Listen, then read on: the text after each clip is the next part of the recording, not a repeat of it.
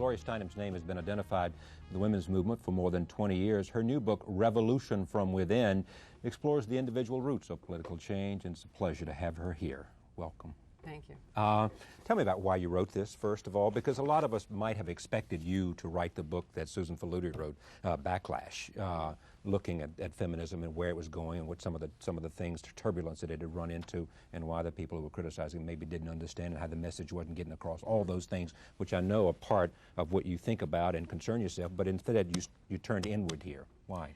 Well, it's very much of a piece with Susan Faludi's book, because what it's trying to say is that external change and internal change are one full circle. And I just had been at it for long enough, 20 years of wandering around the country and seeing... You once said that there had hardly been a week in the last 20 years in which you hadn't gotten on a plane to go somewhere. Yes, I once counted 8 days that I hadn't got on a plane, and that was my record. That was right. And I kept seeing, wonderful, smart, courageous women who didn't have confidence in themselves, who started every sentence with something like, it's probably only me, but, and so on. It's like all those people who say, I'm not a feminist, but. Yes, right. And sometimes the same people for the same reason, without the courage to be, right. Therefore, I started to go in the bookshops and look for books that I could give them, because I believe in bibliotherapy. Books are good for you? Books are good for you. Okay. And what Laugh and read a book. Well, they can be kind of portable friends, I think, really.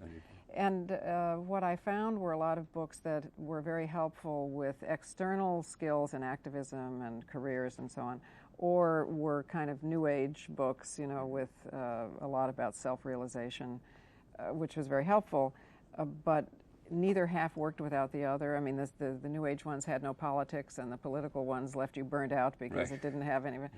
So I started to write it, and feeling sure, of course, that I was writing it for other people.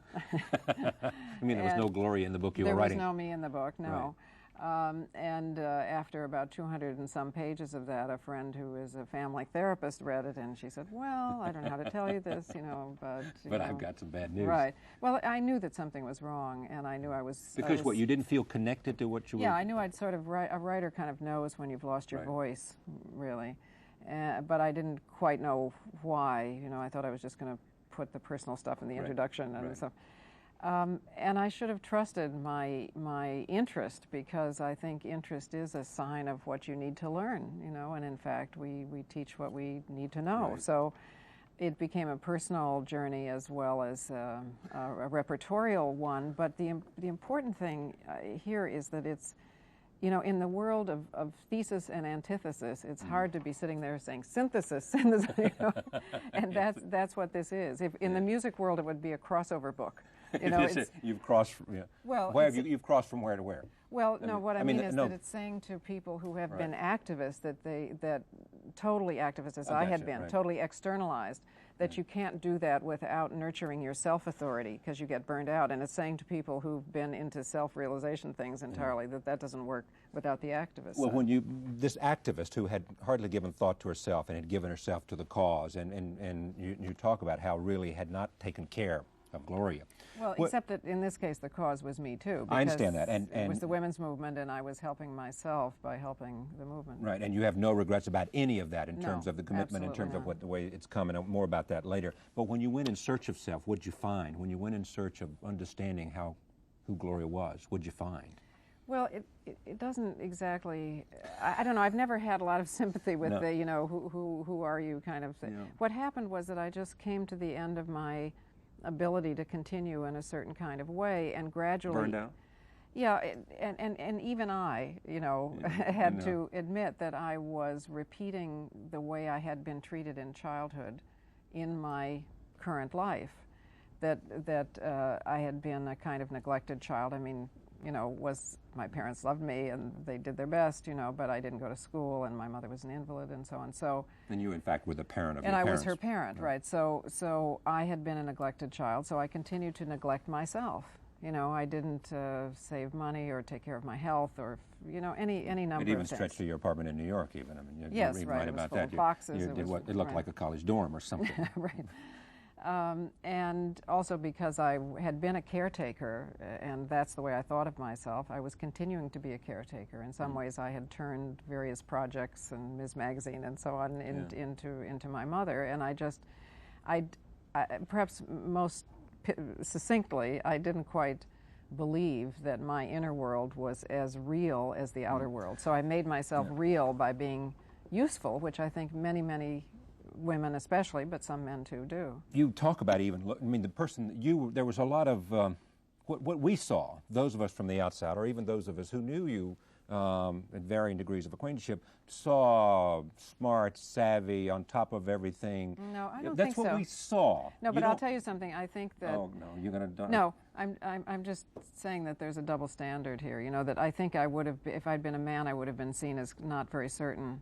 Really? You think you think if you were a man that we would have seen, other people would have seen the insecurity or whatever we call it, I think that it would have been much within. more visible because as it is, you know, it's so unusual for women to be doing certain kinds of things that you become like a talking dog, you know, sort of. Yeah. And, how so? Well, I mean, there is a double standard. I mean, Marlowe Thomas always says that for a man to be called ruthless, he has to take over your country or your job. For a woman to be called ruthless, she has only to put you on hold, you know. So, you know, the fact that I was doing something atypical, you know, but I think anybody who knew me at all could see the... Any regrets about the book? I mean, would you take out a chapter here, a chapter there? I mean, would you do anything different No, if you had I'd to... put in another chapter. What would it be on? Writers always want to put in more. Yeah. No, I'd put in another chapter which is about the very measurable, distinct, clear, profound political impact of self-esteem that is the fact that leaders who have low self-esteem, who have been often treated badly in childhood, male and female, but especially male, because most, you know, and also there is such a thing as gross national self-esteem. That is, you can see with some countries that they are really quite similar in many ways in terms of natural resources and nature of population and so on, except for what you can only call self-esteem, a sense of confidence, a sense of purpose that means that they don't have to be aggressive towards others or violent towards internally towards one's own people. And the interesting thing now is that there is a very clear tracing of democratic movements in Eastern European countries and the Soviet Union, or what was the Soviet Union, to changes in child rearing. That is an end to swaddling, which bound kids to boards so no action mattered. Some diminishing in ritualized kinds of religious child abuse and so on. And you really can see that even if you take as the most gross measure of the value attributed to children in a society, the infant mortality rate. You can pretty much correlate the infant mortality rate with the success or lack of it of democratic movements. That is, wait, that's slow for me. I just don't get that. Okay, well, you can trace the infant mortality rate to the success of democratic movements. Yes, because I'm just meaning saying that in places of most totalitarian regimes, you'll have the highest infant mortality. Yes, right. In other words, Poland and Czechoslovakia have relatively low infant mortality rates, and go to Romania and grow to Romania or Yugoslavia, which has the highest. So you know, if you're violent towards children, you raise violent people. If you treat children badly, you raise people who think they're bad people and who think that they need an all-consuming authority. It's really the classic story that Alice Miller has so brilliantly told us as an author, talking about Germany and the history of Germany. Let me turn to this year's political campaign. I was talking to Senator Gore, and we talked about the notion of the environment being high up on the priority of political issues that ought to be discussed. Are those issues that are most important to feminists, say, are they part of the campaign dialogue that's been going on in this country? I mean, and where ought they be? Yes, well, certainly the environmental movement has been 90% female. You know, people saving the neighborhood, saving the trees, saving the, you know, it's only when it gets to have salaries that, being concerned about toxic waste in their neighborhood, right. And that is a very primary concern. And at a kind of deeper level, the tie between women and nature, which should be no greater than the tie between men and nature, but has been viewed that way, and the withdrawal of God from women in nature was historically a way of making it okay to conquer women in nature. So these things actually go together, and there's the view of the self is also parallels our view of nature. So if we are destructive of self, we feel an emptiness inside. We feel, it correlates with our destruction, our willingness to destroy or to feel we must conquer nature. I'm sure you must get this. Tell me whether I won't make the statement that I'm sure, but just tell me, as you go around the country, what are people most asking you? What is it that people are most curious about as you sample opinion from one end of the country to the other? Well, it's interesting. There are a lot of smart, suffering people out there, and my favorite graffiti is Saddam Hussein has a job. Do you? They really understand. He's still in power, and right. And do you have any power over your own life? I think the question is sort of. I think there are two questions. One is are we really alone or not? What happens is that the individual person watches television or reads the newspaper and feels that they're alone because they are made to feel by the media that George Bush represents the country, which is ridiculous. On no issue does he represent the country. So, there's a... let me just interrupt. You say that because of the people... The public opinion polls. Because public opinion polls are at odds with his position, whether you're talking about what... anything. Except maybe the 55-mile-an-hour speed limit. I'm sure we could find some things practically that Bush anything. represents the majority opinion. There's a new kind of I don't know what to call it, consciousness paradigm, whatever it is, arising, but there's no national leadership for, or not too much national leadership for it. So people feel alone, and what happens most amazingly when I see 5,000 folks in a lecture hall is that suddenly people realize they're not alone. I don't know, I haven't read this, but behind the voters' revolt, America's lost dream.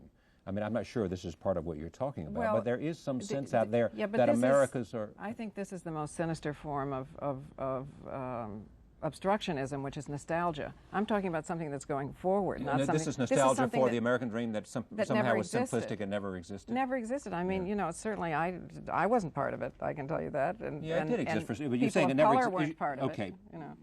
You're saying it didn't exist for everybody, and therefore it was a hollow dream because it was not available to all Americans. And also it was much too materialistic. And if you look at the polls now, people are quite willing to even lower their standard of living, providing that sacrifice is equally spread if they feel that is going to save the environment. People are willing to do this. I'm out of time, but is the women's movement at some point of transition now? I mean, is it moving ahead in third gear, fourth gear? I mean, help me understand where it might be in its own sort of evolution. I think, these movements by precedent last about a century, and we've spent, the first 15 years or so getting a majority consciousness change, which is there in the majority. And now we're in a second stage, which is institutional change. Mm-hmm. I mean, yes, we have the idea that kids have two parents now, revolutionary idea. I don't know why it took us so long, but we don't have a shorter work day or a shorter work week. So both father and mother can be equal parents. I mean, that's one of 1,000 examples. But also because we've had a majority consciousness change, we also have a backlash. The backlash wouldn't be here if we hadn't been successful. Doesn't mean the backlash won't win. It depends what we do every day. But we're in this kind of second stage of, it's difficult. I mean, our hopes and dreams are raised in the majority. The backlash is pushing against it. And we're just beginning to make institutional change. There's a lot that hangs in the balance. Heck of a title for a book, too. Thank you. Gloria Steinem, Revolution from Within, a book of self-esteem, a real sense of her and her life and changes and a perspective on one life. Thank you very much. Thank you. We'll be right back. Stay with us. Time Magazine, Corporate Shakeup, what happened, and what does it all mean when we return?